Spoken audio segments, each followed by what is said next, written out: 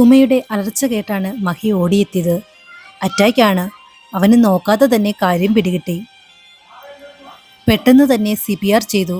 മൂന്നാമത്തെ CPRൽ ഉറക്ക ശ്വാസം വലിച്ചെടുത്തുകൊണ്ട് വിജയലക്ഷ്മി അനങ്ങി. വേഗം തന്നെ ഹോസ്പിറ്റലിൽ കൊണ്ടുപോകാം. അവൻ തന്നെ കാർ എടുത്തുകൊണ്ടുവന്നു. രണ്ടുപേരും കൂടി ചേർന്ന് വിജയലക്ഷ്മിയെ കാറിൻ്റെ ഉള്ളിലേക്ക് കയറ്റി. ആരെയും അറിയിക്കാൻ മഹി കൂട്ടാക്കിയില്ല. ആശുപത്രിയിൽ എത്തിയതും അവരെ ICUവിൽ പ്രവേശിപ്പിച്ചു. മഹിയുടെ ID കാർഡ് കണ്ട് അവനെയും അവർ അകത്തേക്ക് കയറ്റി. കണ്ണീർ വാർത്തുകൊണ്ട് ഉമ നിരത്തിയിട്ടിരിക്കുന്ന കസേരകളിലൊന്നിൽ ചാരിയിരുന്നു. ശ്രീമംഗലത്തു നിന്നും എല്ലാവരും ആശുപത്രിയിൽ എത്തിച്ചേർന്നു. ഉമ ആരെയും ശ്രദ്ധിച്ചില്ല. അവളുടെ മനസ്സിൽ മുത്തശ്ശി മാത്രമായിരുന്നു. 10 വയസ്സ് മുതൽ തൻ്റെ അച്ഛനും അമ്മയും എല്ലാമായിരുന്ന ആളാണ് അകത്ത് കിടക്കുന്നത്. തന്നെ സ്നേഹത്തോടെ ശാസിച്ചിരുന്ന, വഴക്കു പറഞ്ഞിരുന്ന ഒരേ ഒരാൾ. അവൾ വിരലുകൾ കൂട്ടിത്തിരുമ്മി സകല ദൈവങ്ങളെയും വിളിച്ചു പ്രാർത്ഥിച്ചു. മണിക്കൂറുകൾ ഇഴഞ്ഞു നീങ്ങി. ICUവിൻ്റെ വാതിൽ തുറക്കപ്പെട്ടു. മഹി കലങ്ങിയ കണ്ണുകളോടെ വെളിയിലേക്ക് വന്നു. പിന്നാലെ മെയിൻ ഡോക്ടറും. ആർക്കെങ്കിലും കാണണം എന്നുണ്ടെങ്കിൽ കാണാം. 2 പേർക്ക് മാത്രം കയറാം. അല്ലാത്തവർ ഇവിടെ തന്നെ നിൽക്കുക. ഉമ കയറി കാണട്ടെ. അവൾക്കാണ് മുത്തശ്ശിയെ കാണാൻ മറ്റാരേക്കാളും അവകാശം. അന്നാദ്യമായി മഹിയുടെ സ്വരം അവൾക്ക് വേണ്ടി ഉയരുമ്പോൾ അത് ശ്രദ്ധിക്കാതെ പിരിമുറക്കത്തോടെ വരാന്തയിലൂടെ നടക്കുകയായിരുന്നു ഉമയപ്പോൾ.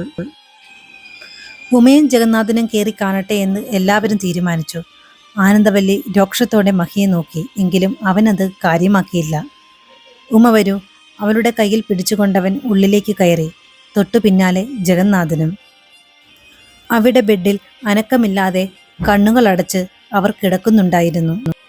ജീവനുള്ളതിൻ്റെ ഏക തെളിവായി ഹാർട്ട് റേറ്റ് നോക്കുവാൻ ഘടിപ്പിച്ചിരിക്കുന്ന മെഷീനിൽ പൊങ്ങിയും താണും പോകുന്ന വരകളിൽ അവളുടെ നോട്ടം എത്തി.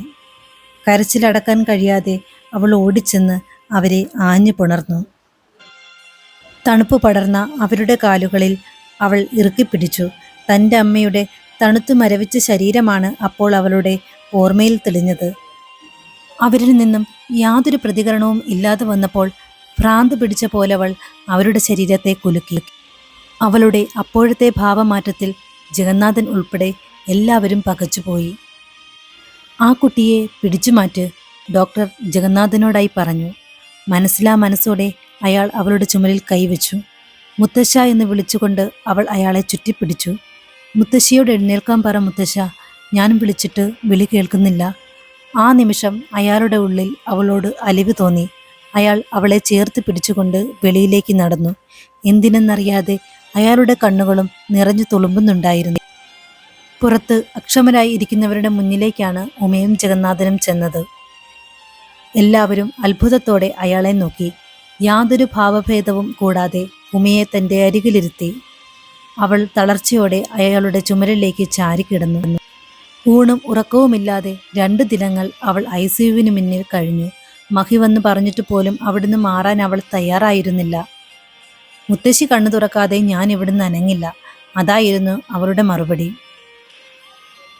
മുത്തശ്ശിക്കൊരു കുഴപ്പവുമില്ല ഉമേ, പോയി ആഹാരമെങ്കിലും കഴിക്ക്, ഡോക്ടർ അവളോട് പറഞ്ഞു. എങ്കിലും അവൾ അവളുടെ നിലപാടിൽ തന്നെ ഉറച്ചു നിന്നു. അയാൾക്ക് അത്ഭുതം തോന്നി. ഏകദേശം 50-ന് മുകളിൽ പ്രായമുണ്ട് ഡോക്ടർ പ്രതാപന്. തൻ്റെ ഇത്രയും നാളത്തെ എക്സ്പീരിയൻസിനിടയിൽ ഉമയെപ്പോലൊരു കുട്ടിയെ അയാൾ ആദ്യമായി കാണുകയായിരുന്നു. എത്ര പ്രായം കാണും അവൾക്ക്? 17 അതോ 18? സാധാരണ എല്ലാവരും ആദ്യം ഇങ്ങനെയൊക്കെ ഇരിക്കുമെങ്കിലും പിന്നീട് ആ അവസ്ഥയോട് പൊരുത്തപ്പെടുകയും പഴയ മാനസിക നിലയിലേക്ക് വരികയും ചെയ്യും. പക്ഷേ ഈ കുട്ടി വന്ന അന്ന് തൊട്ട് ഇപ്പോൾ വരെ ഒരുപോലെയാണ്. ICUവിലേക്ക് കണ്ണും നട്ടിരിക്കുന്ന ഉമയെ അയാൾ കുറച്ചു നേരം നോക്കി നിന്നു. അയാൾ ഒരു വട്ടം വിനുവിനോട് അക്കാര്യം സംസാരിക്കുകയും ചെയ്തു. ശരിക്കും ആ കുട്ടി നിങ്ങളുടെ ആരാണ്? അല്ല, വേറെ ആരുടെയും മുഖത്ത് ഇത്രയും ദുഃഖം എനിക്ക് കാണാൻ സാധിച്ചില്ല, അതുകൊണ്ട് ചോദിച്ചതാണ്.